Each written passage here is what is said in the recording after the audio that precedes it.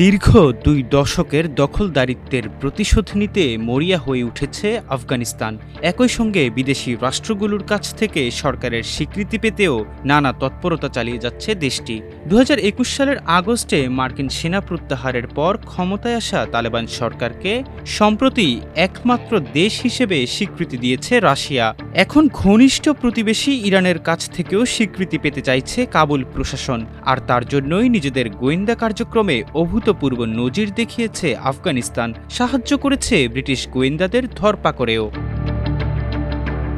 British সংবাদ মাধ্যম the টেলিগ্রাফের এক প্রতিবেদনে জানা যায়, ইরানের মাটিতে লুকিয়ে থাকা ব্রিটিশ গোয়েন্দা সংস্থার এজেন্টদের গ্রেফতারে সহযোগিতা করছে আফগানিস্তান।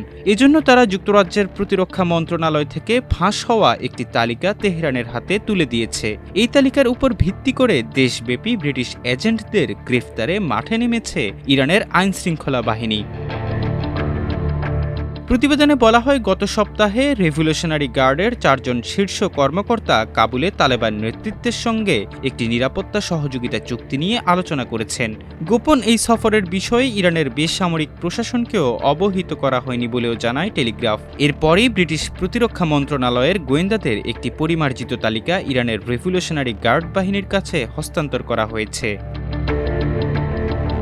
ফাঁস হওয়া এই তালিকায় প্রায় ২৪,০০০ আফগান নাগরিকের তথ্য দেওয়া হয়েছে। এসব আফগান পশ্চিমা পুতুল হিসেবে পরিচিত হামিদ কারজাই সরকারের পতনের পর ব্রিটেনে আশ্রয়ের আবেদন করেছিলেন। এর মধ্যে আছেন ব্রিটিশ সেনাবাহিনীর সঙ্গে কাজ করা সাবেক আফগান সেনা সদস্য, এমনকি আফগান বিশেষ বাহিনীর সদস্যরাও। জানা যায়, এই তালিকায় থাকা অনেক আফগান কর্মকর্তা কাবুল সরকারের পতনের পর জীবন রক্ষার্থে ইরানে পালিয়ে এসেছিলেন।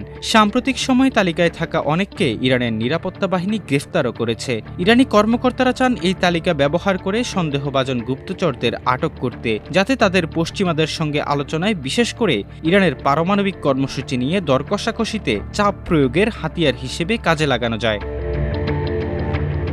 টেলিগ্রাফের প্রতিবেদনে বলা হয়, ইরানের কাছে এই তালিকা হস্তান্তরের মূল উদ্দেশ্য হল আফগানিস্তানের বৈধ সরকার হিসেবে তালেবানের স্বীকৃতি আদায়। বলা হচ্ছে, ইরানের এই স্বীকৃতি তালেবান সরকারকে আন্তর্জাতিক অঙ্গনে ভূমিকা রাখতে সহায়তা করবে। তবে তালেবানের একটি অংশ এই সহযোগিতার বিরোধিতাও করছে।